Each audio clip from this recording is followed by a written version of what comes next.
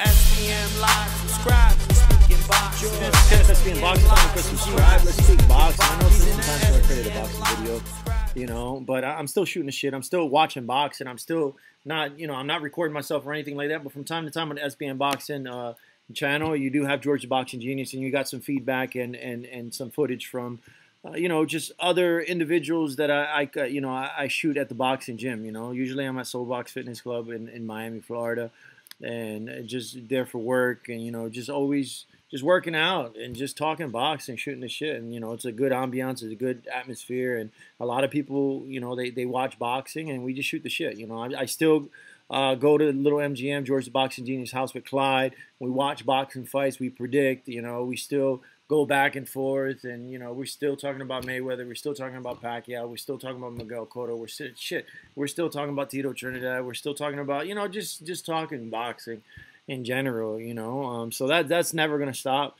you know. But as far as the content that I personally created, it's been a while, you know. But little by little, you know, like this weekend I'm heading over there. I'm in Miami right now, but I head from time to time. Like a few weeks ago, I headed over there with little. With Clyde and George the Boxing Genius, and we went to go watch Christian Camacho fight. They had a great time. We're still shooting the shit on that. We did watch the King Kong Luis Ortiz fight. We did watch the Kovalev fight. We did the Mike Garcia fight. That's just, you know, just a lot of great fights that are happening, and a lot of great content. It's been sometimes, you know, just caught up in life, just working in general, man, you know, so just working. But other than that, I haven't been behind the camera giving boxing predictions, even though I've been pretty accurate with my boxing predictions. You know, George the Boxing Genius doesn't want to admit it, but I've been betting 1,000 almost 2 years now, you know. So let's see. Hopefully I didn't jinx myself in this boxing prediction itself. But what I'm going to talk about, let's talk about Danny Garcia and Shawn Porter. I'm not a big fan of Danny Garcia. You know, George the Boxing Genius doesn't like Danny Garcia. He's not a fan of Danny Garcia either. We can agree on that.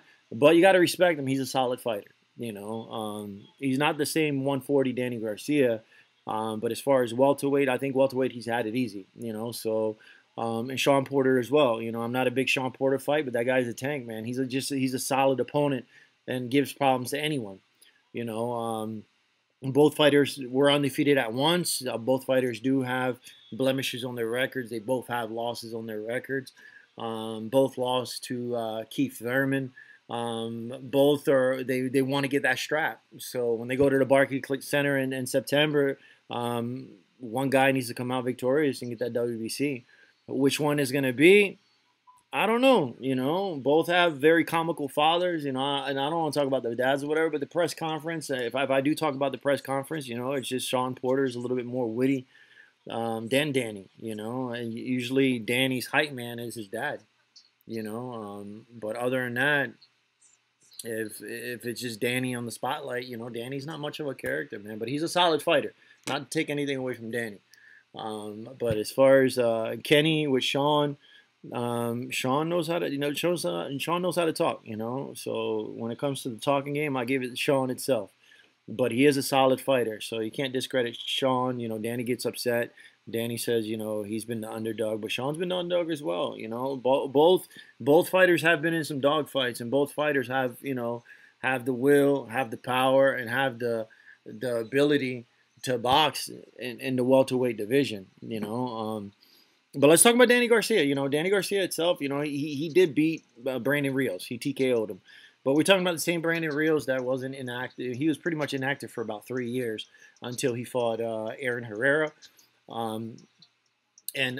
Which a year before that, Brandon Rios lost to, he got TKO'd by Timothy Bradley.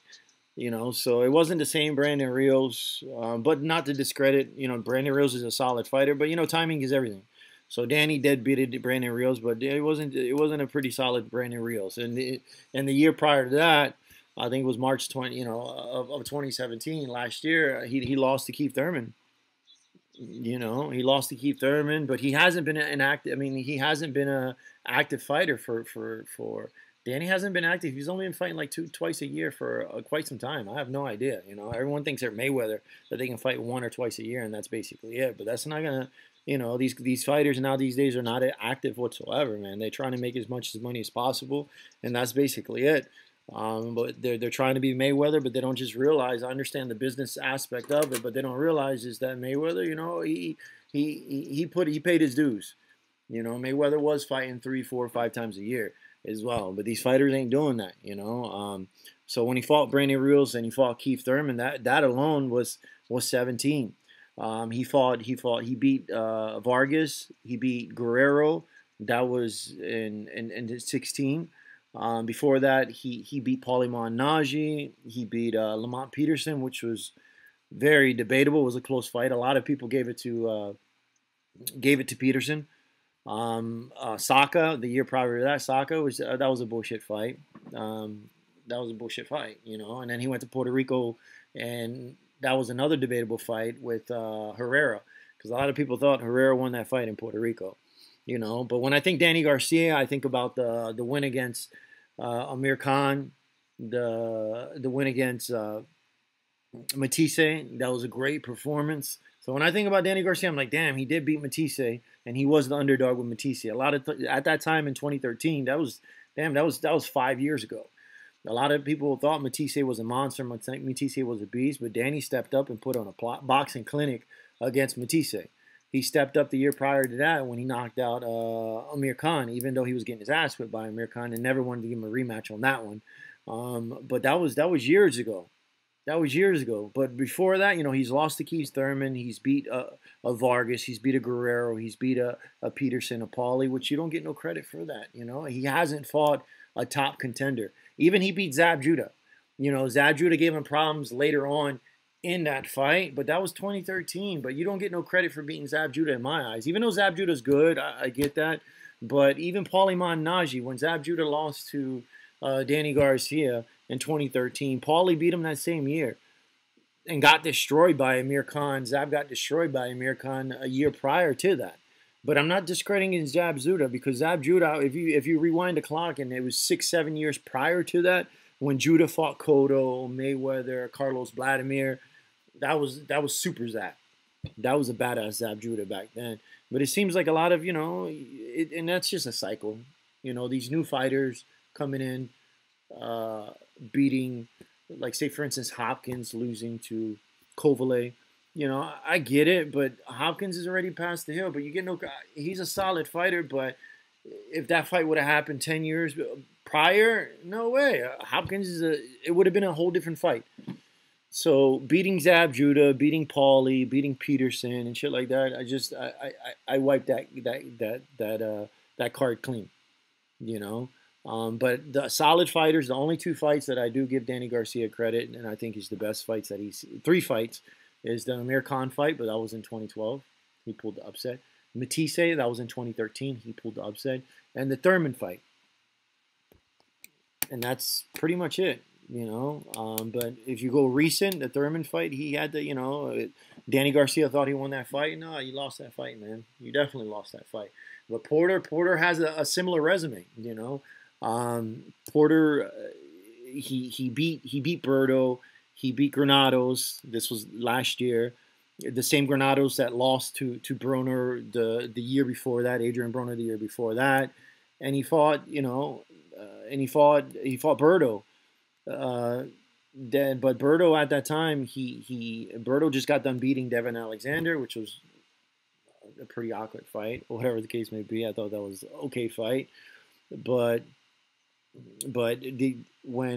before Berto just beat Devin Alexander, I was excited when I seen Berto avenge his victory against Victor Ortiz, But other than that, Berto's been inactive, man. And Berto hasn't fought. There was inactivity when Shawn Porter fought him, There was just, he was out for pretty much a year. The only fighter that he did fight was to avenge the victory of Victor Ortiz. And then he lost to Mayweather the year prior to that. So there's some inactivity in there. So when Porter beat Berto, it's not the same, man. It's definitely not the same, even though he dominated Berto. But other than that, it's just like Shawn Porter's resume. It's similar to Danny Garcia. He too lost to Keith Thurman in 2016.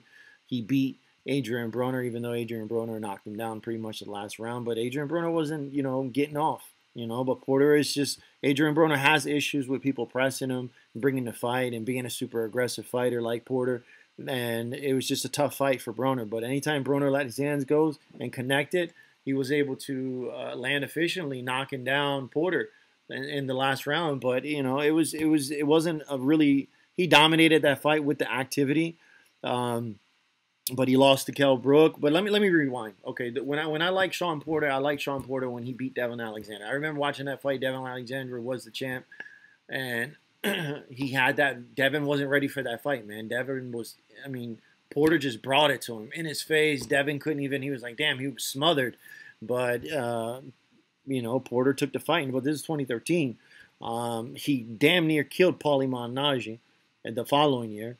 Paulie, I felt bad for Paulie in that fight because Paulie, damn, he didn't know what the hell he was getting himself into. But yeah, he got completely destroyed in 2014. And then the Kell Brook fight, that was a solid fight, solid performance. I think it was pretty close. But Kell Brook is just basically outboxed him,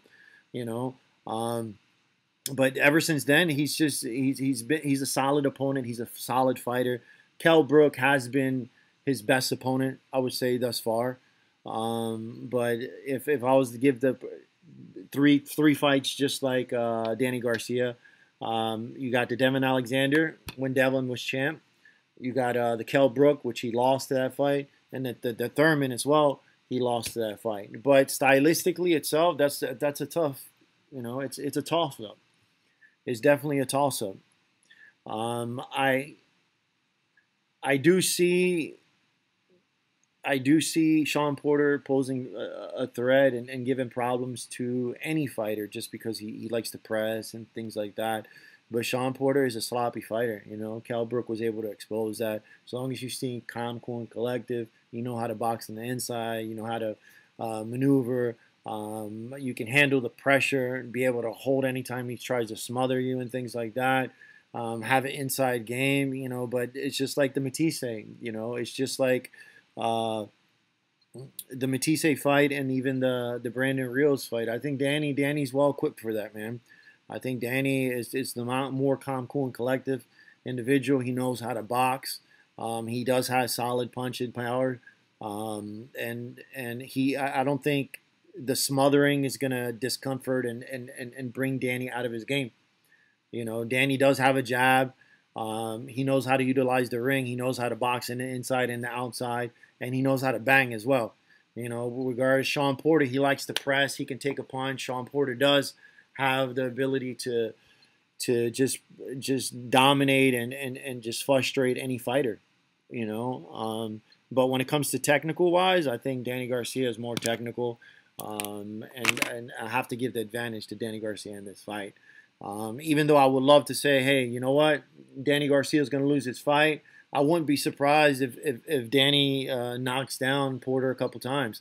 I don't see Danny knocking out Porter, but I do see him convincingly winning this fight. It's a majority decision. On all three judges' scorecards, I do see Danny just outboxing him. Outboxing him, outclassing him, landing the bigger, cleaner shots. I don't see Shawn Porter knocking out Danny Garcia. But not to discredit Porter, but that's my prediction. That's how I see it. So if I was putting my money up, I'm definitely going to give Danny Garcia the advantage in this fight. After